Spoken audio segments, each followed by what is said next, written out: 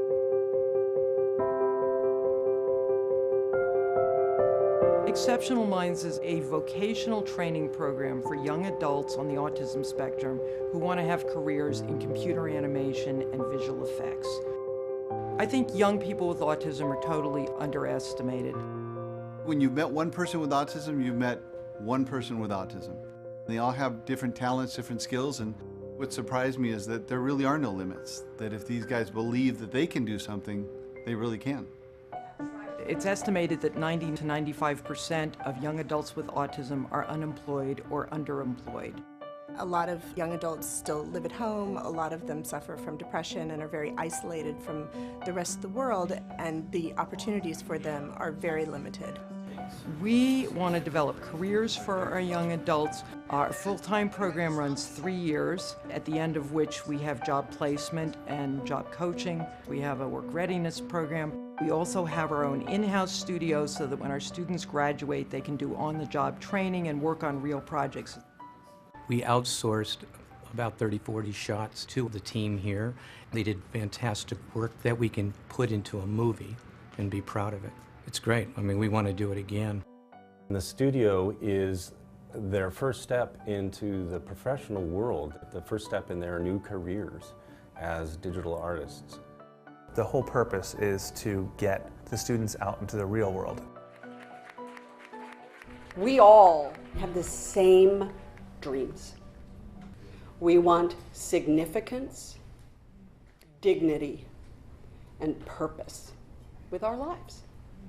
We have an opportunity to give those 3 words to every single student at this school who will actually be able to go out and participate in the dream.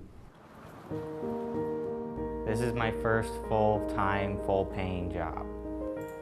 I primarily work in After Effects. I learned After Effects at Exceptional Minds. It seemed like a good place for me to fit in because I was interested in animation. Right from the first day that Nicky set foot in our company, he was producing work for us. We saw what level of professionalism is being instilled in them from the very beginning. This was the first opportunity where Nicky could combine something he loved to do with something he was really, really good at that could eventually lead to employment. When we first met Kevin, he was working at a supermarket bagging groceries, and they said he would never amount to anything else. I work at Stargate Studios, and I'm a junior compositor. I mainly do like rotoscoping right now, and I'm still learning. I think that you find great talent in the most amazing places. The students at Exceptional Minds have had a fair amount of training to get them ready for the visual effects environment. If it wasn't for Exceptional Minds, I might still be at the supermarket, and I might be living at my parents' house. Everything's changed. Nicky has purpose. It feels like I'm a member of society now. He's capable of making it on his own. Once you get inside and you see what's really happening there, you immediately want to be a part of it. It's the dream factory, you know, the movie business, and if you can connect people with their dreams, then the magic happens. At Exceptional Minds, we like to say that we are changing lives one frame at a time.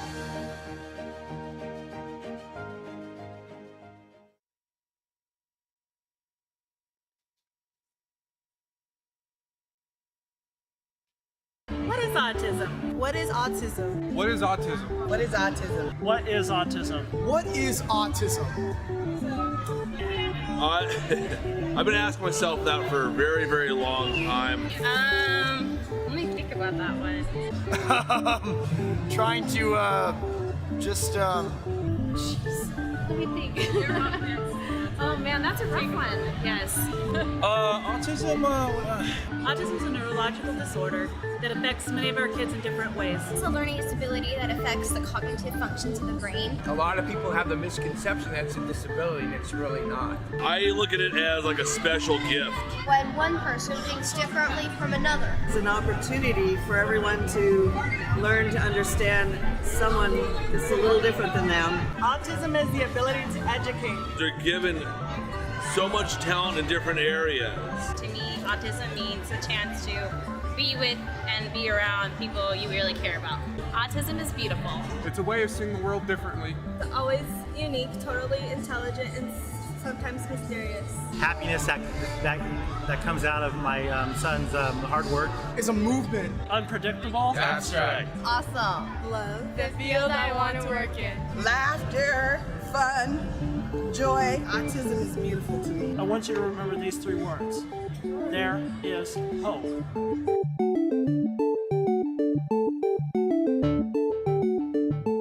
A lot of adults don't really believe kids. They'll think, kids are kids, what are they talking about? But when a child stands up for what they believe in, it's so strong and powerful.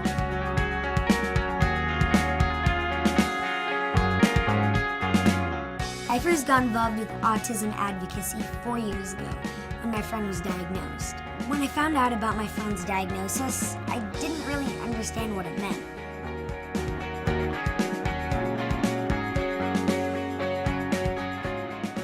But it didn't matter to me or change our friendship. I didn't look at her any differently. We still had so much fun together. Now I know that she experiences life a little differently than me, and that's okay. Knowing what she goes through has helped me to understand and be more caring towards other people in similar situations. I got involved with ACT Today because I wanted to do whatever I could to help. They provide options like behavioral therapy, medical care, social skills programs, assistance to military families, and much more. Being there for my friend was my #1 priority. I've been volunteering and spreading the word about the cause via my social media platform because raising awareness is a crucial first step. There needs to be more kids and teens involved to make sure that our voices are heard just as loudly as the adults. You may be small like me, but your acts of kindness are not.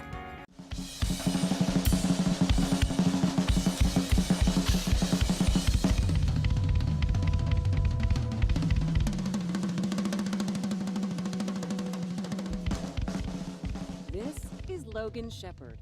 At first glance, he looks like a typical American teenager. He plays in a band, loves hanging out with his friends, he doesn't like doing homework, and he's not really fond of broccoli. But Logan Shepherd is not your typical 14-year-old. Logan was diagnosed with autism at the age of 2. He was nonverbal, made no eye contact, and his parents were told to abandon all hope. Instead, his parents began an intensive intervention treatment.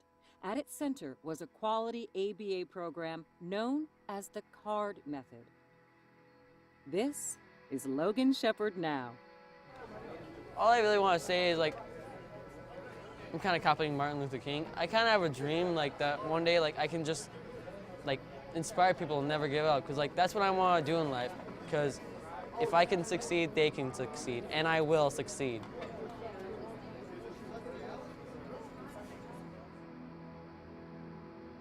To follow Logan's musical journey, visit www.facebook.com/officialdrummerrock or @drummerrock on Instagram.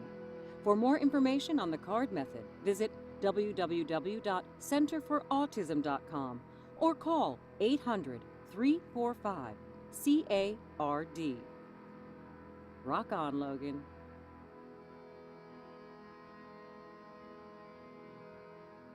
And welcome back to Let's Talk Autism with Shannon and Nancy. And now I am joined in the studio by Richie Gallo. Hello, Richie. Good morning. And Carrie Finster. Hi. And these two gentlemen have quite a background in music, and that background led them to come together to create some very interesting music for our special community. So, Richie, you've got a huge background in the music business. Tell us a little bit just about that. About 40 years. I started as a sales guy, worked my way up through a couple of companies, A&M Records, which is based here in Los Angeles, although I was working on the East Coast. And then when they got bought out, Universal had acquired them.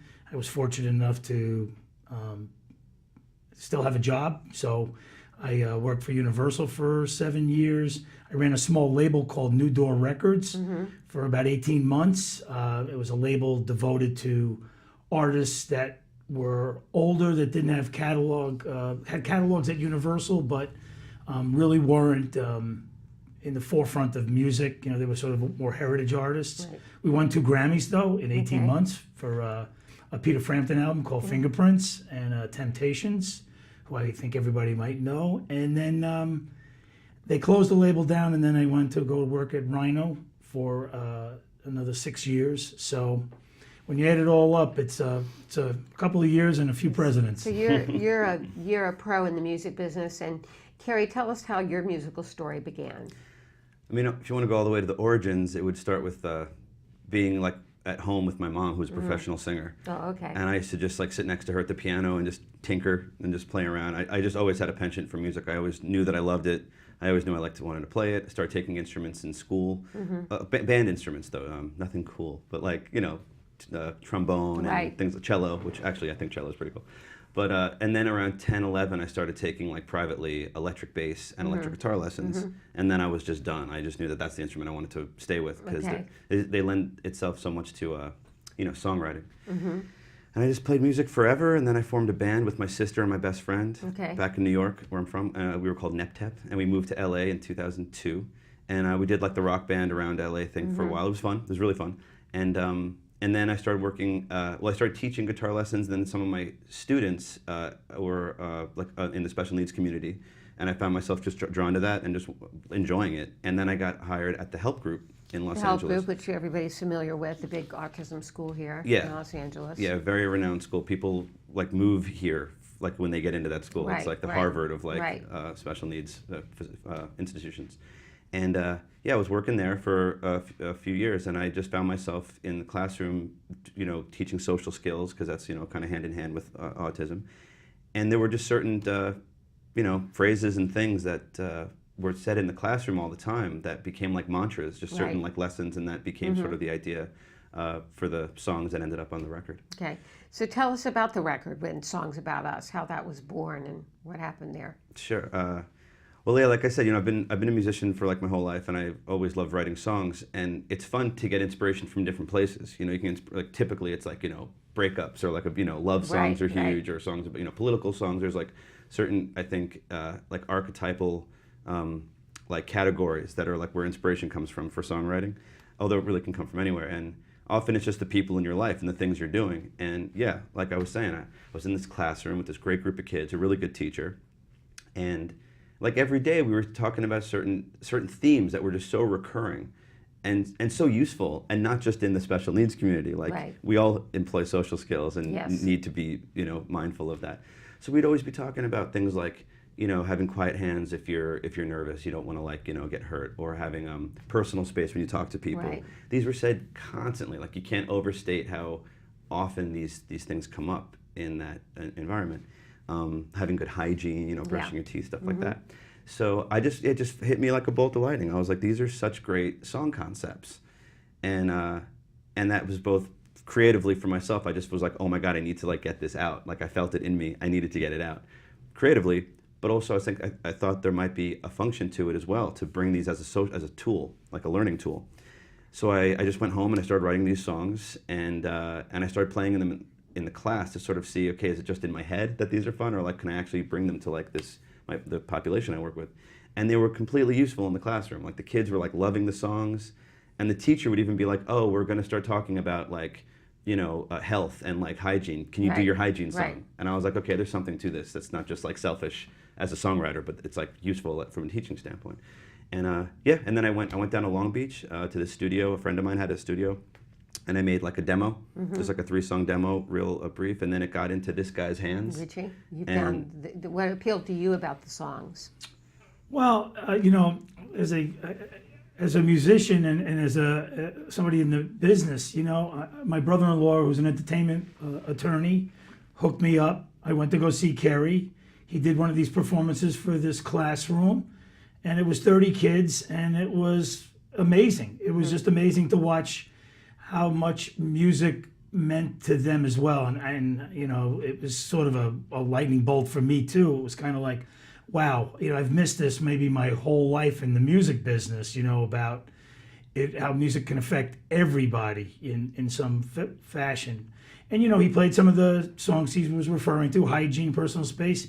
He did some covers, and he did Twist and Shout and Keep on Dancing. And I just remember being, you know, I introduced myself afterwards, and I remember just riding home and thinking to myself, I should do a little research and just find out, like, is this something that might be worthwhile, something that would be really interesting, sort of something I could maybe do to give back, for all my years in music, where, I could get back into business in some way and help carry along with the idea. So And that's so how. Songs About Us was born. That was it. Essentially, yeah. It was us when we got together. It sort of was like the beginning of Music School Records, which is like the label that we put together to make it, and the album and everything kind of came together. Okay. Yeah. Well, you know what? We're going to take just a very quick break because you're going to do a little number from that. I'd okay? love to. All right, sounds good. We'll be right back. Okay. Never to poke, never to scratch, never to hit, never to snatch, never to poke, never to scratch, never to hit, never to snatch. You might hit people or get hurt if your hands and body go berserk. So take a deep breath, count to 5. It feels great to be alive. Please use quiet hands. Please use quiet hands. Please use quiet hands. Please use quiet hands. Being social will make you friends, so let's build up those healthy trends. Take a deep breath, count to 5. It feels so good to be alive. Please use quiet hands. Please use quiet hands. Please use quiet hands. Please use quiet hands. 'Cause they're never to poke, never to scratch, never to hit, never to snatch, never to poke, and never to scratch, and never to hit, and never to snatch.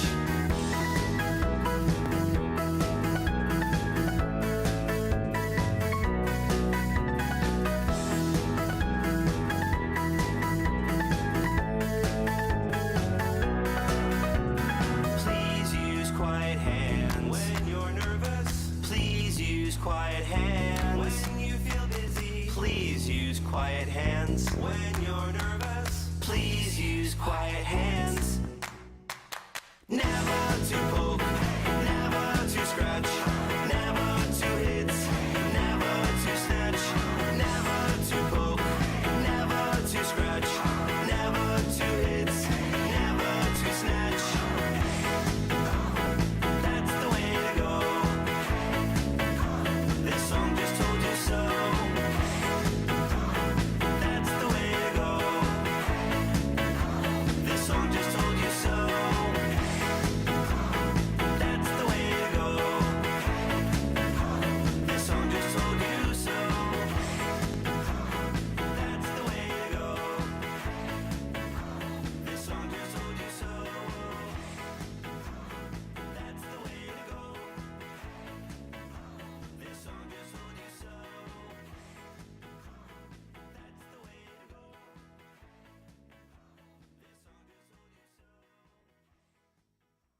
So that was great. We got to see the kids interacting with you on that. And you brought your guitar, so we're going to ask you to do one. What's this song called? This is Personal Space. All right, so if you could just do just a little bit of personal space, and we're going to tell people how they can get a hold of this. Sure. Fantastic. All right, the song's called Personal Space, Okay. and it goes a little something like this.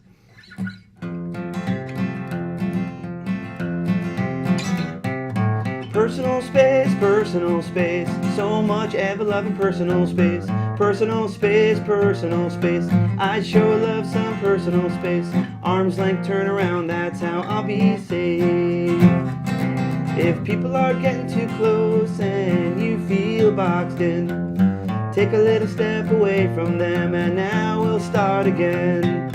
Personal space, so much ever-loving personal space. Personal space, I would love some personal space. Arm's length turn around, that's how I'll be safe. I said arm's length turn around, don't worry, I'll be safe.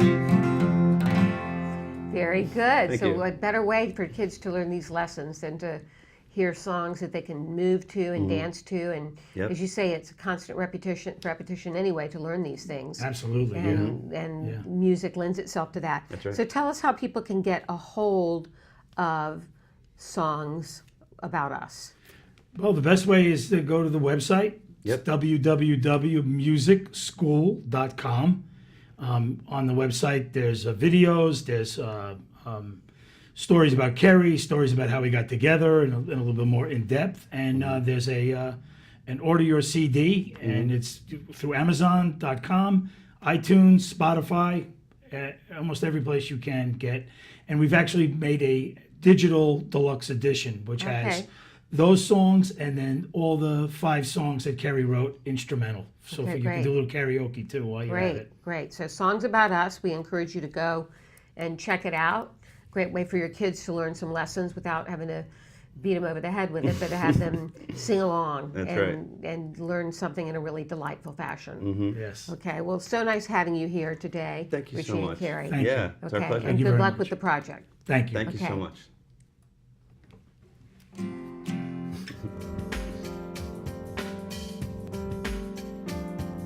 Hi, I'm Kara Kaczynski, the Pocket Occupational Therapist, and we're here in Dallas, Texas at the Future Horizons Autism Super Conference.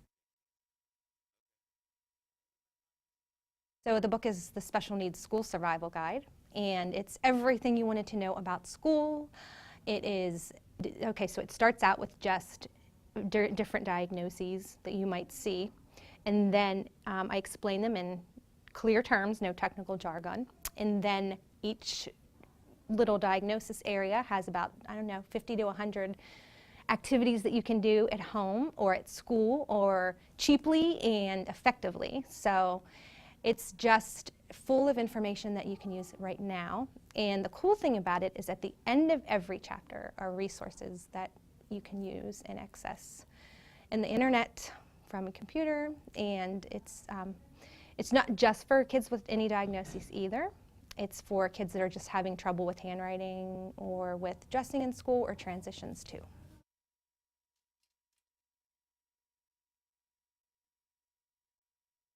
Well, both of my kids are on the autism spectrum, so it's important to me that when I learn something for other people, as I research it for occupational therapy, I want to try it at home.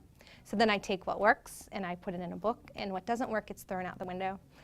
And the other thing is I've just started to research for webinars, because our kids, if our kids are aging, so they start out these cute little babies with autism, and now they're getting to be teenagers and young adults, and we need help with modifying the environment for them, transition planning, and especially for IEP goal writing, for functional things that they can work on, not just handwriting, but then going beyond into the transition to young adulthood.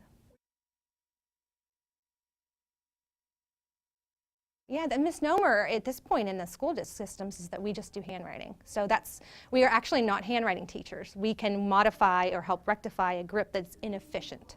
So if a child doesn't have that nice, pretty little tripod grasp, we can help to get that. However, when the kid's in 2nd or 3rd grade, then we look at efficiency. So if the grasp is efficient, if it's a quadrupod grasp, or if it's some kind of funky grasp, and the child can write efficiently, then we leave it alone. But if not, then we go to electronic accommodations. So OTs then can look at keyboarding and what kinds of keyboards would fit the student best. Also sensory processing, as the kids get older, it looks different. So we can look at sensory processing as it relates to function in the school. And then we also can look at behavior and transition planning. Other things we can do is work on seating. So if the child's having trouble sitting still in the classroom, we can modify that too. So not just handwriting, not just sensory, but we look at behavior, transitions, so anything that affects that student's school day.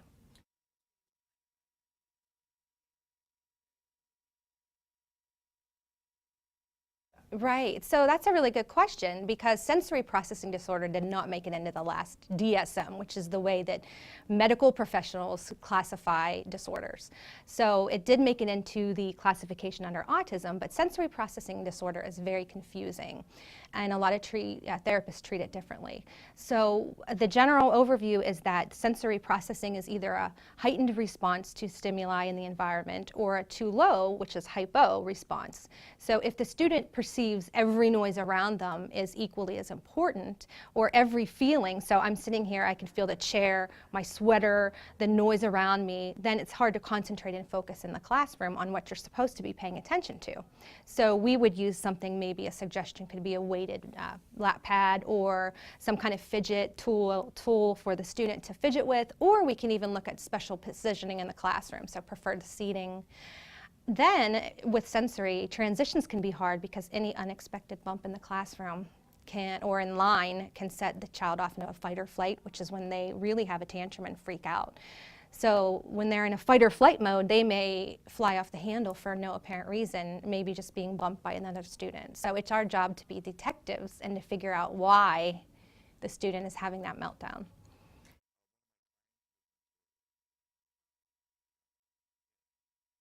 So my CDs were created for my own kids my son in kindergarten didn't like the fire drills. So he was afraid to even step foot into the classroom because the fire alarm may sound. Of course, the school's not going to say, oh, let's just set off the fire alarm for your son, Bob.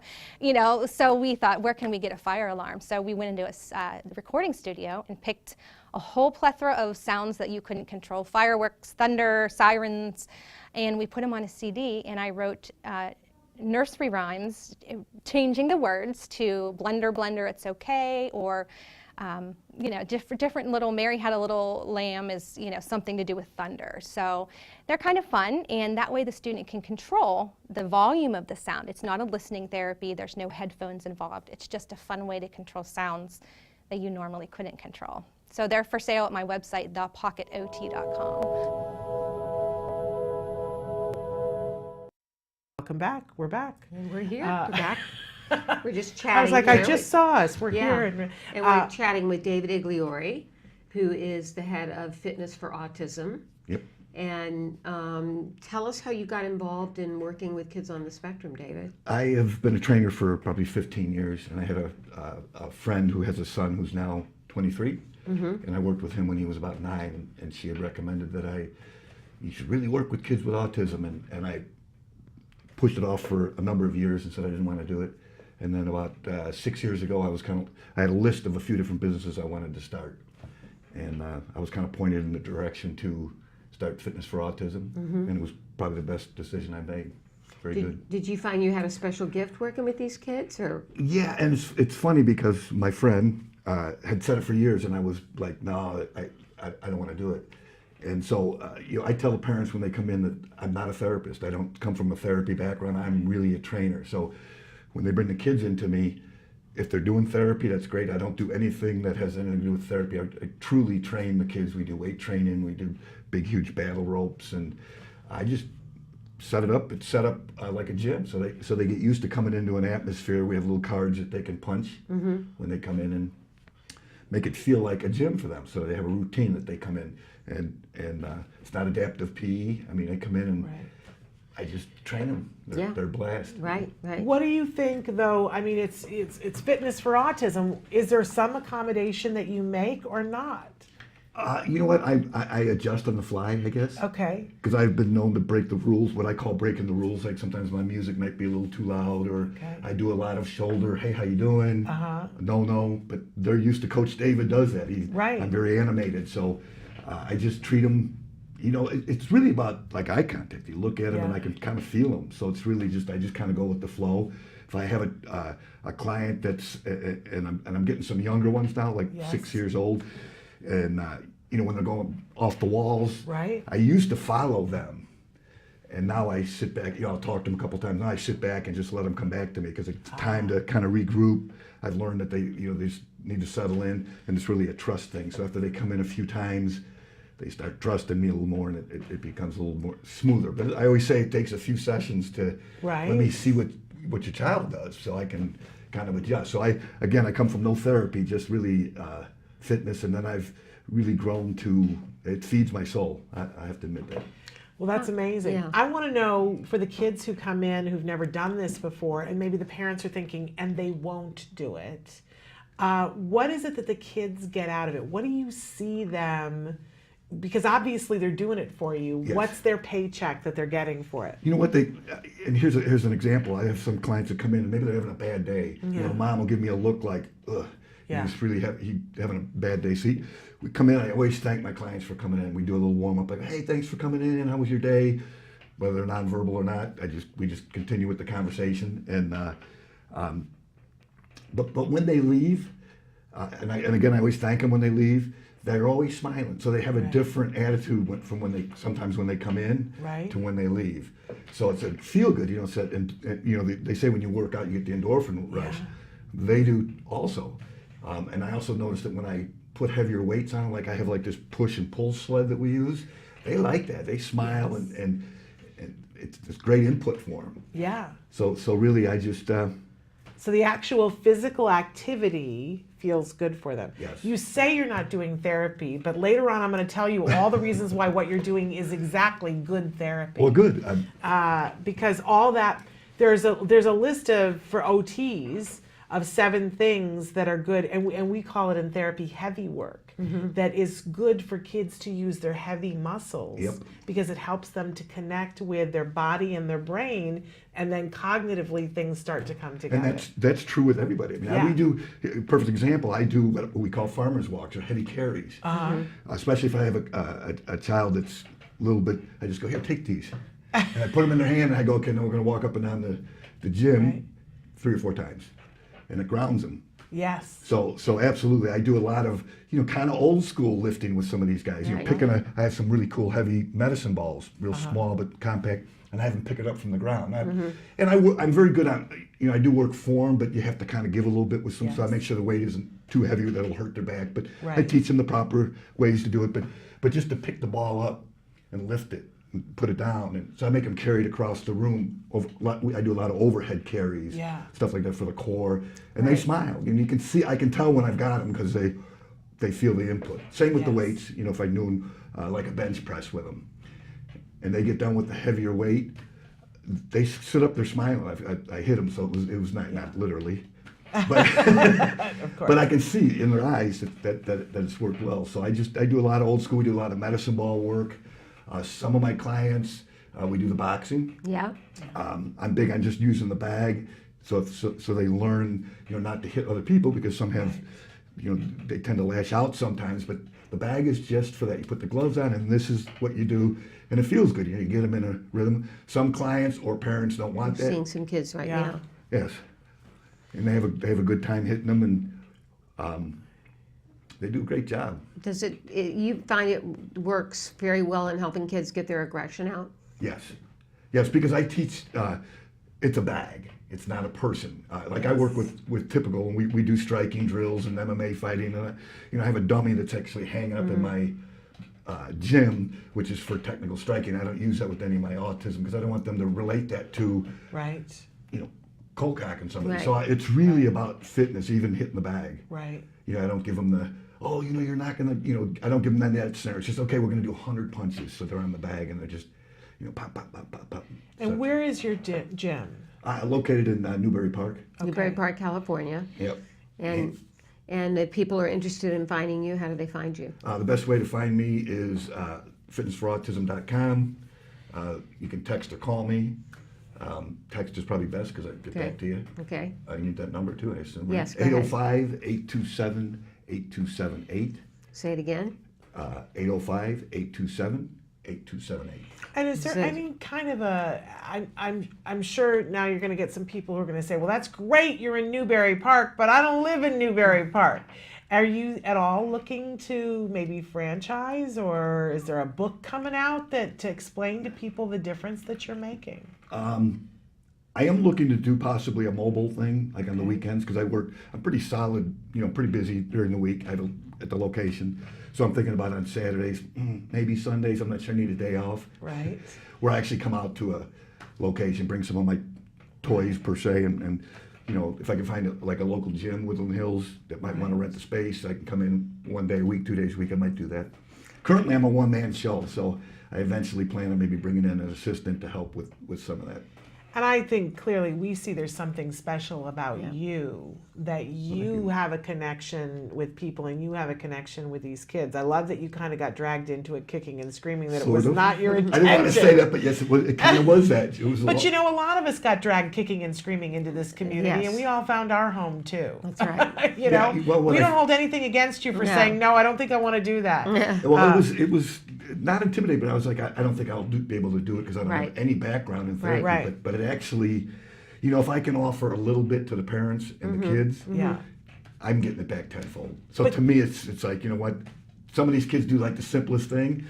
I tell a parent, I go, and the client, you just made my day. I'm excited. You know, they just look at me, I go, man, you know, that's really. But you know what you do have a background in is cause and effect. If I do this, this will happen. And if I do this over and over and over again, this great thing will happen. Yes. That's what you have advanced expertise in. And guess what? That's therapy.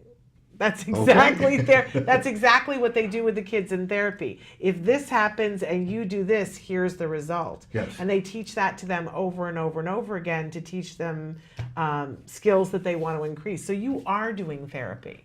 Okay, I'll take that. Tell the parents that are listening why it's important for their kids to be involved in physical exercise. Well, for anybody, you know, physical activity is great. It regulates. It makes them feel better. Stressful, you know, school is super stressful. So it's you know, I'm busy after school. Kids come in and, you know, it's a way to release stress. Feel better about yourself, more confidence. With everybody, it's like that. You know, I feel a little. You know, I've had some parents tell me, you know, my son his confidence level has gone through the roof, which I don't get from my clients. I don't hear it from them, but every once in a while a parent will tell me the confidence level. Because, you know, you train some typicals, and they're very hard. I hate to use the word just typicals, but the diet part of the fitness. I have some clients, it's hard with the diet, especially when they have a limited, you know, pepperoni pizza, chicken limited nuggets, things that they French prefer, fries. Yes, so it's really hard to get them fit, like looking. Even though I have some kids that really are starting to look good, but the final cutting down in you know the abs, if you will, it's hard to do. It's all about nutrition. And that's the hardest part. But I'll tell you, I have some clients. They're in good shape. They're working hard. That's awesome. I think it's great. We thank you so much for your work and the things that you're doing. Once again, how can people get a hold? If they want to bring their child to Newbury Park to work with you, how do they get a hold of you? Best way to get a hold of me is the phone, 805-827-8278. Okay. You can jump on the website at fitnessforautism.com. Okay, and I think there needs to be a book or a manual or a franchise or something, please. Yeah, well, I take notes of all my clients and my workouts, so it's kind of like a sort of a... So yes. All right. Well, David, thank you for joining us. And unfortunately, we're out of We're time. And I want to say though, we got a huge show tomorrow. I've got a lineup of it's all women. Today was all our guests were men. Tomorrow it's all women. We have to have equal time. So we've got an expert, a woman who is the expert in having your child go to college, who's on the autism spectrum. She's going to be here with us. Mary Nozell is going to be here, who is just she's got a book out, The 10 Commandments of How to Talk to a Person Who's on an Autism Spectrum and what not to say. So she's going to be with us, which is a pretty fabulous thing. I mentioned that Kelly Lester is going to be here from Easy Lunchboxes, so that we're going to streamline how we take a healthy meal, no matter if you have dietary restrictions, to school, and make it easier on us, the moms. And of course, Bonnie Yates is here with us on Thursday, special education attorney, to help us to figure out, iron out all the school issues from a legal standpoint. All of that and ever so much more tomorrow. Until then, give your kiddos a hug from me. And yourselves a hug from me. Bye-bye. Bye-bye for now.